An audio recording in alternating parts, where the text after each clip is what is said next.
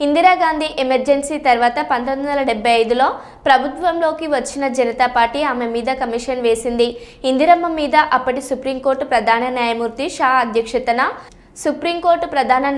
షా అధ్యక్షతన కమిషన్ వేయించారు. ఆశా కమిషన్పై కాంగ్రెస్ నాయకులు దేశవ్యాప్తంగా ఈరోజు ధర్నాలు, నిరసనలు చేశారు. అలానే ఈరోజు మేము పీసీ ఘోష్ కమిషన్ కాదు, ఇది పీసీసీ కమిషన్ అని అంటున్నామని హరీష్ రావు అన్నారు. ప్రభుత్వం ఇందిరాగాంధీ గారి మీద షా కమిషన్ వేసింది. షా ఎవరు? సుప్రీంకోర్టు ప్రధాన న్యాయమూర్తి.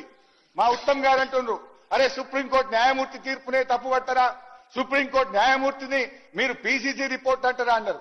ఆ రోజు కాంగ్రెస్ నాయకులు దేశమంతా ధర్నాలు, రాస్తారోకోలు, షా కమిషన్ ఇది కక్షపూరితమైనది, ఇది రాజకీయ ప్రేరితమైనదని దేశమంతా సుప్రీంకోర్టు ప్రధాన న్యాయమూర్తికి వ్యతిరేకంగా మీరు ధర్నాలు చేస్తే ఒప్పు, ఈ చెత్త రిపోర్టును తప్పంటే మాది తప్పైతుందా అని నేను అడుగుతా ఉన్నా.